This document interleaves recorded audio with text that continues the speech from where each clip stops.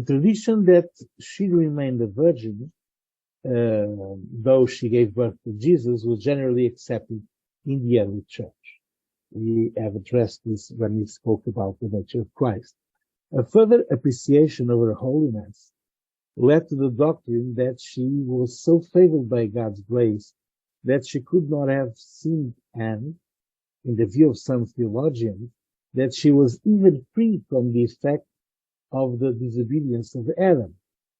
The latter doctrine was only formally proclaimed as matter of Roman Catholic belief by Pope Pius IX in 1854. So, as you can see, this is a discussion that has been had in the church, in the several churches, since early on, since the early church, until the 19th century. So there are many discussions about Mary that turned into dogma and later into theology.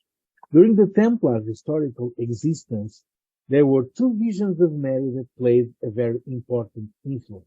And that's really what matters to us.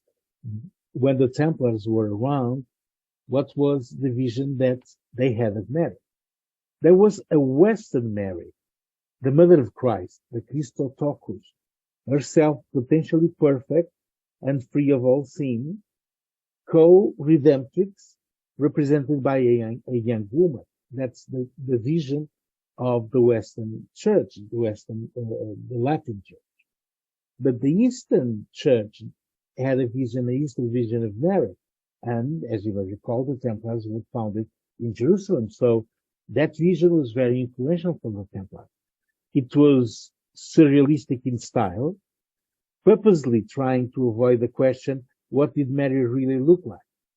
Mary, in the Byzantine icon, is always related to her motherhood, the primal concept of the theological title Theotokos, which means the bearer of God. She embraces her son flesh to flesh as a mother. So look at this picture on the left.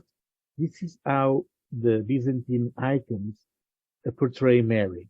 And this is how the church, Latin church, portrays Mary. So in one, you have a very young woman.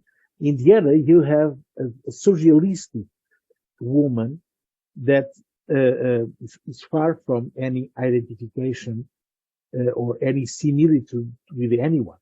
In this one, you could almost see a girl living in your village. In this one, it's very difficult, very hard to identify anyone specific. That is this version.